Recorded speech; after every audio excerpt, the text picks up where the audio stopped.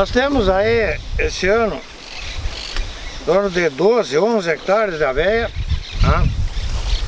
Mas essa aveia, o nosso objetivo básico da aveia é produzir grão para nós usar para semeadura de área de cobertura, tá? Eventualmente, normalmente a gente produz aveia para comercialização, aí, principalmente para cavalos, tá? Mas o último ano aí ficou muito complicado a comercialização, porque todo mundo passou a plantar aveia, o pessoal começou a diminuir o trigo, você teve muita aveia disponível, tá? E aí a aveia é um problema. Você está um dia com 80 centavos o quilo, daqui a pouco quando vê está em 20. Tá? Agora a questão de 60 dias atrás ele estava na faixa de 30, 35, 40. Hoje, quer vender aveia, você consegue vender a 50, 60 porque não tem aveia. O pessoal, principalmente aí, dos criadores de cavalo, estão correndo atrás, né, de aveia. Essa semana 3 nos procuraram na Centrem para comprar. Então, assim, ó, e como vai ainda um tempo até nós ter aveia. Mas esse ano a gente optou por fazer uma aveia mais para o nosso uso. Tá? E aí, assim, ó, por isso também se trabalhou com menos tecnologia. Mas não achava que nós íamos ter um problema tão sério quanto tivemos esse ano. A área aqui, ela está o seguinte, ela tem em torno desses 12 hectares, ela tem 1 hectare de IPR esmeralda, que vai para pastagem lá, né, no tamo, né, Rodrigo? IPR esmeralda é uma aveia branca forrageira. Temos em torno de 2 hectares, 2 hectares e meio, 3 hectares, aí de URS charrua, que é a que está melhorzinha aqui, que está na parte de cima, lá bem na ponta dessa área. E aí temos 3, 4, 9, deixa eu só um pouquinho.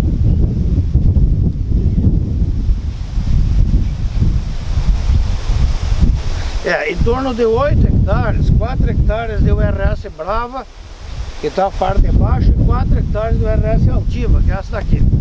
Tinha assim, ó, problema, que a Altiva, ela foi uma variedade lançada há 3 anos. 3 anos atrás. Não, mais, uns 4 anos atrás. E ela, quando foi lançada, era um material precoce, resistente à ferrugem e com pouca mancha foliar. Que hoje nós estamos olhando, ela está aqui, está detonada. Teve muito problema de ferrugem, muito problema de mancha, tá? Inclusive aqui, ó, por incrível que possa parecer, toda essa doença que está aparecendo aqui, isso aqui nós temos 2 aplicações de fungicida. E aí eu confesso a vocês que para fazer a terceira, eles vão segurar. Vamos segurar, vou esperar mais um pouco, aí vamos ver o que vai dar. Porque está muito difícil. Eu acho que para segurar a doença aí nessas pontas, a quantidade de fotossíntese que vai gerar é muito pouca e não vale a pena botar mais dinheiro bom em cima de porcaria. Tá? É uma decisão que tem que se tomar em alguns momentos. Eu realmente confesso, eu não esperava esse efeito. Esse ano, para as aveias, inclusive comentar com a Cinei, né? Nós temos 19 anos do ensaio de aveia, ensaio brasileiro de cultivares recomendados de aveia. Nunca, nesses 19 anos, nós fizemos 4 aplicações de fungicida. Esse ano já estamos indo para a 4ª. É isso, Mauro? Gilson? É isso? Vai para a 4ª. Já fez? Não fez ainda? Ontem. Fez a 4ª. Tá? Reincidência de doença. Então assim, ó, é impressionante. É uma coisa assim que eu confesso a vocês que... Não, é a 4ª, não, é a 4ª, terceira? É a 4ª. E a aveia está recém na panico, largando o panico. Acabou de largar o panico faz uma semana. E já está na 4ª aplicação. Como é que você faz? Cada reincidência de ferrugem tem que entrar. Por lá nós temos com fungicida e sem fungicida. Sem fungicida, coitado, está detonada. Tá? Ela só não secou ainda porque não deu tempo, mas tá, as folhas estão tomadas de ferrugem. Então esse é um problema. Tá? O sistema de rotação aqui segue basicamente o mesmo, que nós já comentamos. Tá? E assim, ó, a gente trabalha com a faixa aqui, a aveia, de onde 350 a 400 sementes por metro quadrado. Tá ralo, nasceu muito mal, E eu vou dizer uma coisa para vocês, se eu vou fazer a minha culpa, tá? Isso é um dos motivos que fiquei um pouco desacorçoado de botar controle aqui em cima. Eu confesso, ano que vem, para a safra que vem, eu vou atrás de semente básica, ou pelo menos semente C1 de novo. Por quê? Porque isso aqui é semente de 3 anos que nós estamos fazendo. Como a gente está guardando um ano para o outro, ela começa a baixar muito a qualidade. E ela já vem ruim, né? Então está na hora da gente revigorar esse processo. Porque nos anos em que nós fomos buscar material fora, né, aí nas sementes Bonamigo, em Cruz Alta, ou lá nas sementes Falcão, em Ronda Alta, tá? Nós tivemos um vigor muito melhor, um outro desenvolvimento que realmente não dá para comparar. Então, ano que vem a gente vai revigorar, inclusive vamos ver aí que tipo de material genético nós vamos trabalhar. Mas de um geral, quer dizer assim, ó, nós viemos trabalhando esses anos todos com aveia e cada ano tem aparecido aveia nova sendo lançada com uma boa resistência à doença. Só que assim, os últimos materiais lançados, teve a Fuerza da UPF, que tem pouca semente, porque a Fuerza foi um material lançado fora do padrão normal. O padrão normal, eu não me lembro, de repente o Danilov vai saber me dizer, 1.200 quilos tem que ter na reserva para lançamento. Isso. É 1.200, né? O Ministério, quando o material é aprovado lá na rede, para registrar tem que ter pelo menos 1.200 quilos de semente. A UPF tinha 700 e pouco só. Aí registraram, o Ministério, como é novo e tal, estava todo um programa de crise lá do programa de melhoramento, acabou lançando, então não tem muito, não foi reproduzido muito, tem pouca semente. Artemis, que tem ido aí relativamente bem, não tem aqui na região do Paraná, e aí foi lançado no ano retrasado, primeiro a Brava, no retrasado a Altiva, que deu esse problema, e ano passado, esse ano, foi lançado no Congresso da Aveia o RS Monarca. As variedades da URGS têm sido lançadas sempre com uma boa resistência inicial. A Monarca está lá no experimento, foi colocado a primeira vez comercialmente esse ano e já está com problema de ferrugem. Ano passado era linhagem, um material baixinho, precoce, limpo de doença, que dava gosto de ver. Esse ano foi lá para o experimento e já detonou. Então assim, material que nasceu meio morto, dificilmente vai vingar, né? Dificilmente vai vingar.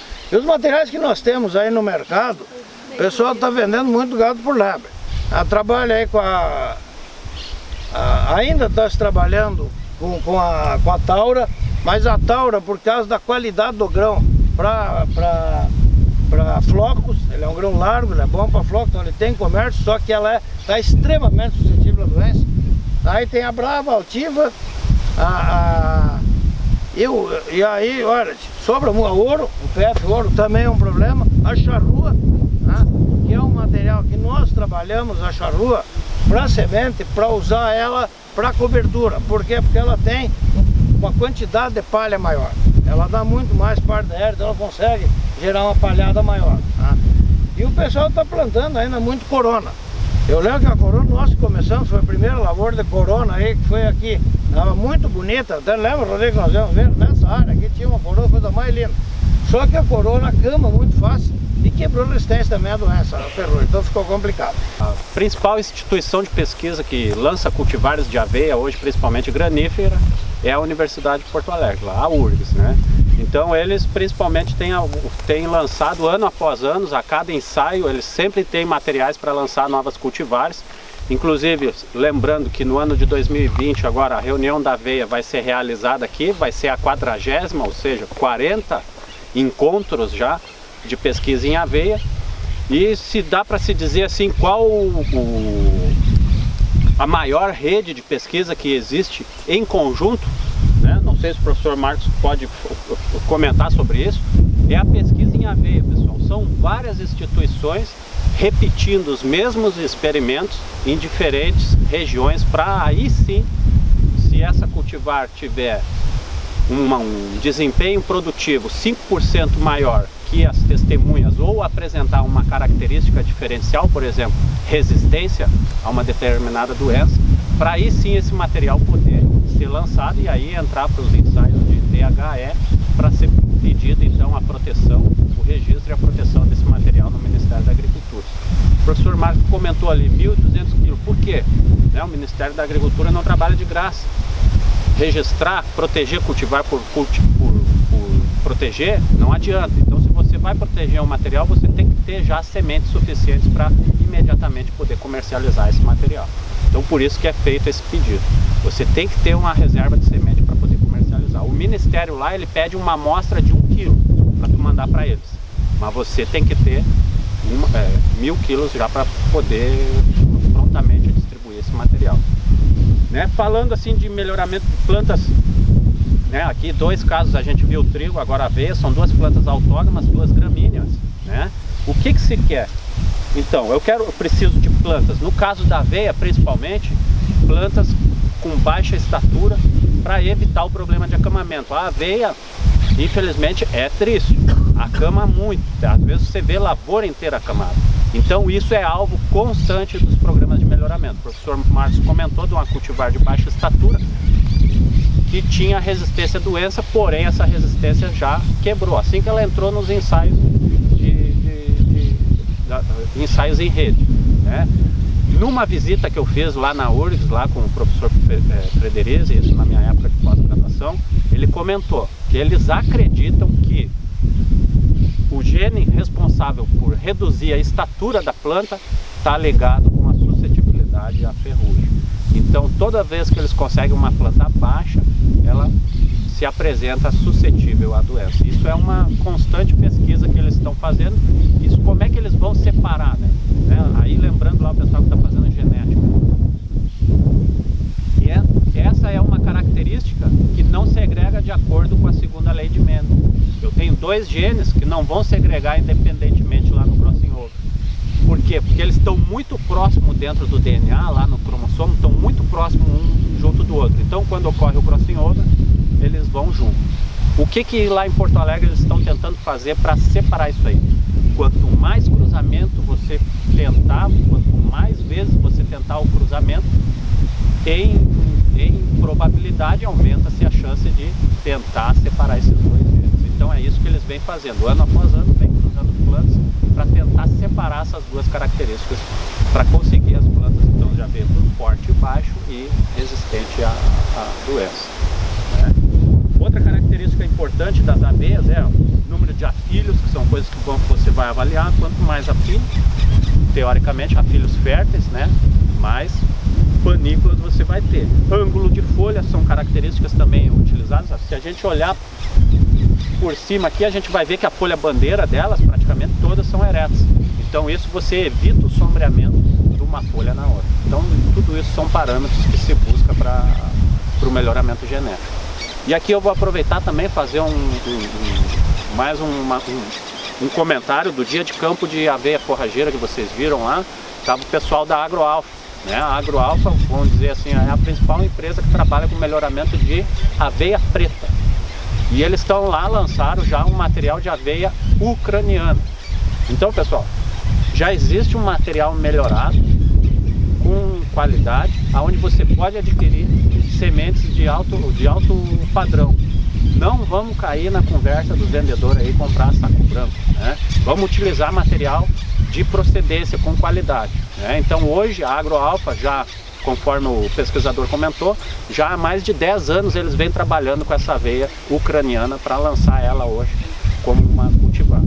Então tem que utilizar material de procedência. A aveia preta também tem muito essa característica do acamamento, que é algo constante do melhoramento genético. Que a aveia no Rio Grande do Sul é a cultura de inverno mais cultivada em termos de área, né? Se nós temos 700 mil hectares de trigo, devemos ter mais de 2 milhões de hectares de aveias com diferentes finalidades. Aqui no caso o Garrafa prioriza aveia grão, são aveias brancas, né? De diferentes variedades que foram citadas, e estima-se sempre um potencial de 50 a 60 sacas por hectare, e tem potencial de grão essas aveias brancas para isso. Além disso, não se esqueçam que a aveia é uma das melhores espécies para a produção da massa, né? Em termos de potencial 6, 8 toneladas de palha, mais o sistema radicular, né? Muito interessante e que estrutura solo verdadeiramente, porque um monte de raízes finas que vão realmente abrir esses microporos, esses bioporos no solo. Bom, dito isso, aqui também se fez 300 quilos de adubo em função das análises de solo deste ano, 300 quilos de adubo, 10, 30, 20, 100 quilos de ureia aproximadamente, né? E para um manejo para esse patamar de produtividade. Se não atingir, é porque outros fatores estão influenciando, como, por exemplo, já foi falado aqui, densidade de planta mais baixa em função de qualidade de semente e também agora as incidências de doenças muito agravadas.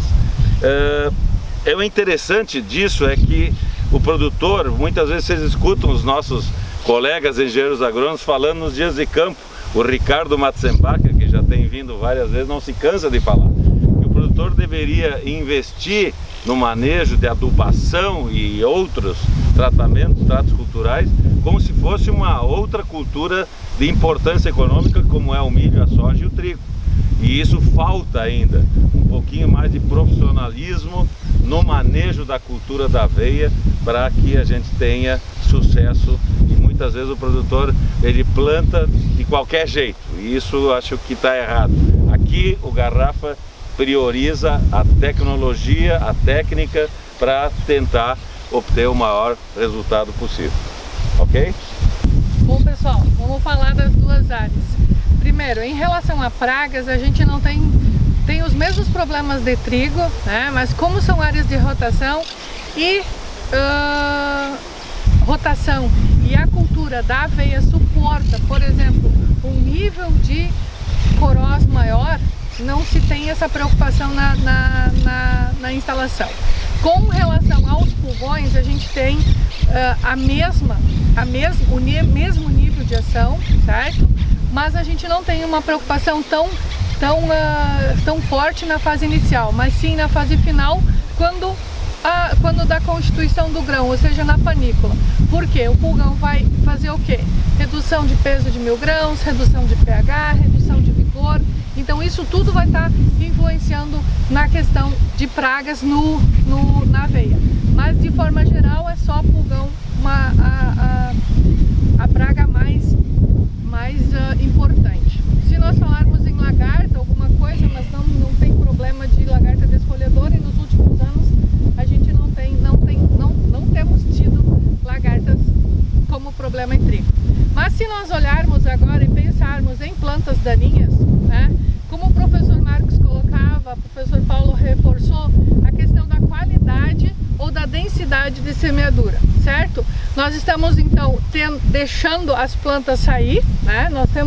Vocês podem visualizar, nós temos então as plantas já saindo, certo? Num porte grande, e que essa palha, quando ela cair, ela não vai abafar essa planta aqui. E quem sabe no momento de colheita ela vai cortar, né? Vai cortar, e no momento da próxima dessecação ela provavelmente vai estar igual a essa aqui, ó, que foi cortada, né? Ela provavelmente foi cortada, dessecada e voltou a rebrotar. O que pode, e a palha, quem sabe, pode matar isso aqui. Então nós temos 3 estágios diferentes numa planta invasora que vai poder ser um potencial para reduzir produção na próxima cultura que vai ser estabelecida. Então é uma das coisas que a gente tem que cuidar muito. Então somente com a baixa densidade, com a qualidade da semente que o professor falava que era baixa, nós temos uma série de problemas para frente, e como ele colocava antes, é um efeito dominó. Não só nas doenças que a gente viu aqui, mas no restante da cultura também. Para aveia, a gente basicamente tem 5 doenças que são as maiores e não tem choro, né? A ferrugem, a mancha trechilera, bipolares, que é conhecida como mancha marrom, onde eu estudei, a giberela e a piriculária, que são as principais doenças. Ela não foge muito disso. A pergunta que fica aos senhores, e aí está o professor também, para nós podermos trocar uma ideia rapidinho, é: por que um material que antes geneticamente era resistente, de uma hora para outra perdeu a capacidade de resistir a, no caso, ferrugem, e começou a ser suscetível? Eu ao meu ver, como fitopatologista, um dos pontos a ser considerado é a pressão de inóculo. Então, quando o professor faz 3, 4 aplicações, ele está tentando segurar para que essa doença não fuja do controle. Mas aí, justamente, o fato de você utilizar muita aplicação, você vai ter problema com dinheiro. Vale ou não vale a pena? Mas se do outro lado ali, nós temos também uma mesma família, das poáceas, em que nós temos condições de ferrugem para acontecer, você vai ter uma pressão de inóculo maior numa cultivar. Pode ser em uma ou em várias, vai depender do que você plantar, e você vai ter uma pressão de inóculo aí que vai ajustar a planta a perder. Como é, professor, que se pode explicar isso para eles em relação à pressão de inóculo, a quebra de resistência para ferrugem? O que a gente pode levar em conta, assim, pessoal, por exemplo, dessa cultivar nova que o professor Marcos falou, a gente já pode entender que provavelmente esse gene de resistência que essa planta anteriormente tinha, ela era uma resistência vertical, né? Um gene só. Só que o fungo, quantos esporos tem desse fungo circulando aí? Diferentes, aos milhões, ou seja, surgindo, possibilitando o surgimento de uma outra raça desse fungo, que por sua vez vai contornar então o gene de resistência a essa ferrugem.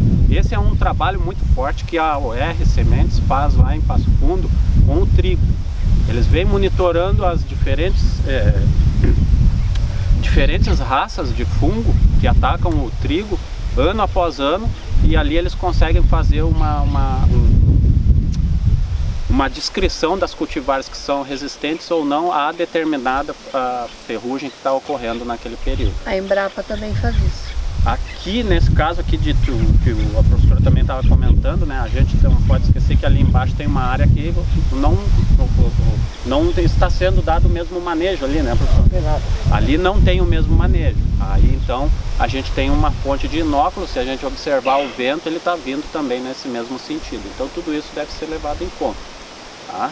Mas em relação à outra cultivar, provavelmente seja um tipo de resistência vertical que ela tem prazo de validade muito curto, né? Então provavelmente é a causa da quebra de resistência. Como os professores comentaram, né? Então a aveia branca e a aveia amarela e a aveia preta, eu falei para vocês lá da instrução normativa 45, é o padrão de semente das grandes culturas. Nela vai estar o arroz, vai estar o trigo, vai estar a soja, vai estar a aveia amarela e a aveia branca. A aveia preta é tratada numa outra instrução normativa, se eu não estou enganada é a 44 de 2016, porque aí ela é padrão de sementes forrageiras, então ela tem um outro padrão. O que acontece? Não vou dizer com certeza agora, mas eu acho que a germinação mínima para aveia preta é 70%, enquanto que as aveias, né, para grão é 80%. E o padrão de pureza também é um pouquinho inferior, em vez de ser 98, 99, acho que é 97, 95. Mas isso assim, é para produção de semente. E o que acontece da baixa qualidade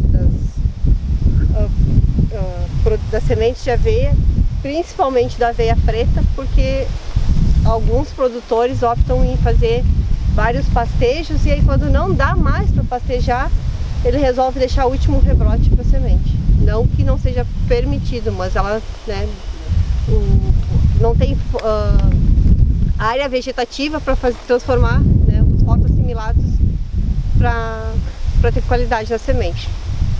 Era isso. Pessoal, só para questão de custo aqui, considerando só os insumos, aí o custo de R$ 771 dá 25,7, 26 sacos por hectare. Considerando que vendesse aveia a 50 centavos, R$ 30, saco 60 quilos. Não é 60 quilos, a aveia se trabalha com 40, tá? Não cabe 60 quilos no saco, é 40. Mas fazendo a menção para 60, né, ela ficaria aí uma faixa de R$ 30. Então, e considerando o custeio com a parte de serviço junto, R$ 1.099, que dá 36,6, 37 sacos por hectare. Não é pouca coisa. Então a aveia aí para viabilizar, ela tem que trabalhar também, que nem trigo, acima de 50 sacos. Tá? Nós por muito tempo atingimos rendimento de grão aí superior a isso, né? Agora os últimos 2 anos aí que a aveia complicou bastante, né? Eu só queria me lembrar que o professor Daniloso falou da questão da recessividade, né, do gene para ferrugem, né? Tem uma característica da aveia, tem um tipo de aveia que eu acho extremamente interessante, que o problema dela é justamente a recessividade, que a aveia nuda, né? É uma aveia sem casca. Uma época, teve um ano aí que nós recebemos no experimento, nós não sabíamos, estava dentro do ensaio brasileiro de cultivares de aveia, e quando nós fomos trilhar, para surpresa não tinha casca, aveia que nem trigo. Pô, você imagina que achado para suíno, para aves, poder fazer. Aí fomos pedir para o Federici, pô, mas que aveia é essa que não tem casca? Não, pá! Foi errado, essa aveia não era para ter ido no ensaio, foi trocado. Na hora de botar o material genético para o ensaio, eles trocaram a variedade, pegaram uma aveia nuda. O problema da aveia nuda, eu sei que a URSS vem trabalhando há um tempo, tentando desenvolver e não consegue, por causa da recessividade. Se gera a semente, vai plantar, ela vira com casca de novo, né? E seria uma bela de uma alternativa, porque um dos problemas do uso da aveia no racionamento animal, que restringe alguns usos, é justamente o fato da casca, né? Então se tirar uma aveia sem casca, você imagina, seria um achado, né? Mas infelizmente ainda não. Mas é importante que você saiba que existe, né? Vai que numa dessas aí consiga se desenvolver o material, não seja surpresa para ninguém. Ok? Perguntas? Só para lembrar que a única questão da doença é que a aveia, ela auxilia de certa, não é o material ideal para rotação de vaina de trigo, né? Porque tem algumas doenças que ela acaba afetando também. A aveia preta melhor, porque a aveia preta, ela, além de não ter problema de Drechilera, não tem problema de bipolares e não tem problema de galmanomice. A aveia branca não tem galmanomice, mas ajuda, de qualquer forma, bipolares ainda se desenvolvem. Então, é ideal, ela não entra para auxiliar tanto, né, o sistema de produção com trigo, mas é melhor daí do que outras alternativas, do que manter trigo em cima de trigo. Eu diria assim, se fosse para usar uma posse aqui, de repente de inverno, que nós paramos para trabalhar aqui, mas é um sonho que eu tenho de retomar, é o centeio. Porque o centeio nos dá uma palhada fantástica, ele dá uma proteção de solo que dá gosto, ele ajuda muito no controle da erva, né? Só que assim, ó, nós produzíamos centeio crioulo durante muitos anos. E eu vou dizer uma coisa para vocês, quando o trigo, nós vendíamos trigo a 18, 20 reais o saco, eu vendia centeio crioulo a 35. Ele sempre pagou mais. O problema é que nós perdemos, teve um ano aí que perdemos o centeio por causa de uma chuvarada, não conseguimos mais fazer semente, e eu não consegui mais semente desse tipo de centeio. Aí nós tentamos fazer um ano com o BRS Serrano, na Embrapa. O problema do Serrano, em primeiro lugar, o custo da semente é um absurdo, extremamente caro. Segundo, você não consegue colher ele em pé. Ele cai, ele é muito alto, ele acama com muita facilidade. E o problema do centeio, assim como a aveia, qual é o galho? Olha aqui, ó. No momento que isso aqui acamou, ele vai começar a brotar. E aí para colher só dessecando. Quer dizer, eu vou ter que dessecar para colher para matar aquele perfilho que está saindo depois do acamamento. É um problema, é custo, né? Isso é custo. Então não é uma coisa tão fácil de manejar. E esse centeio crioulo que nós tínhamos tinha mais resistência ao acamamento. Garrafa, me lembrei, seria interessante comentar um pouco sobre os redutores de crescimento, a viabilidade, por exemplo, já que a aveia tem um alto potencial de grão, mas tem esse problema da altura, valeria, tu já fez testes, já acha que não é viável? Fizemos. O problema assim, até tem os ensaios, quem é que tem aveia com regulador de crescimento aí? Tá segurando? Não deu para ver ainda? Assim, ó, nós fizemos um ensaio, às vezes muito bom, que estaria assim, estava bem conduzido, lá no Santo Cristo, no Baques, com o Emerson, o Baques e o Ati, o Juliano. Só que assim, ó, trabalhamos, o que nós fizemos? Nós botamos a URS Brava, Tchê, olha, não foi pouca coisa. Com 200, 300, 400, 500 e 600 sementes por metro quadrado.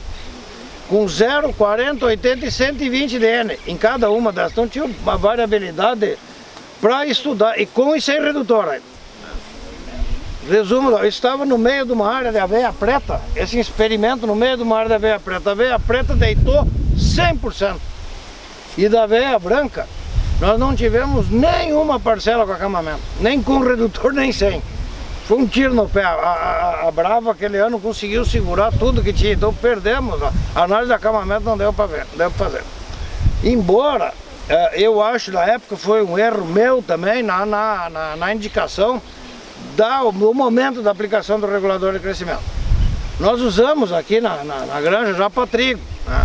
Inclusive aqui, ó, nessa área aqui, inclusive teve um ano, nós tínhamos Tebio Pioneiro, trigo de bom potencial, mas que acamava muito. Usamos, funcionou, que é uma beleza. Problema que, explicando para tu, problema o trigo regulador eu tenho que aplicar no primeiro nó visível e o segundo nó sensível. E isso aqui dá 7 a 10 dias esse estágio. Passou aqui, você foi. E a aveia? Terceiro nó sensível. Terceiro, segundo nó visível e terceiro sensível. Então assim, ela vai um pouco mais. Nós aplicamos, a aveia um pouco cedo demais. Tá?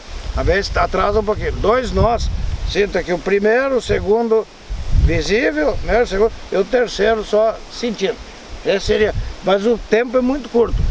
Eu acho, Paulo, que poderia ser uma alternativa. O problema é que o regulador é caro. Né? Só tem um produto no mercado aí, né? O Trexapac metílica, só o Modus.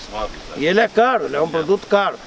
Tem uns ensaios, o pessoal da Fundação ABC fez uma série de ensaios trabalhando com doses para ver. Não respondeu, ficou aí dentro da média dos 400 ml por hectare, que é o que é indicado. Mas conseguiram um bom resultado em termos de segurar o acamamento. De repente é uma alternativa interessante, nós temos que testar ele melhor aqui na lavoura. Porque um dos problemas é a colheita. Ano passado, vocês se lembram? Quem estava na aula prática aí ano passado, do aulão de inverno? Vocês lembram? Nós estávamos lá de uma veia toda deitada, foi colhido no chão, né, ano passado. Então, uma pena. Aquilo lá se perdeu muito, inclusive, na colheita. Seria uma alternativa a ser melhor estudado. Só que a gente se preocupa com o custo da aveia, né? Porque o preço é baixo, então assim, ó, é a questão do tratamento de semente. Nós fizemos esse ano aqui, porque até que a semente estava meio, né? A gente tentou fazer aquilo que nós fizemos no trigo, que eu esqueci de falar, que nós trabalhamos aqui com tratamento de semente, produto para pulgão, né? E para a doença nós temos usado o Baitan.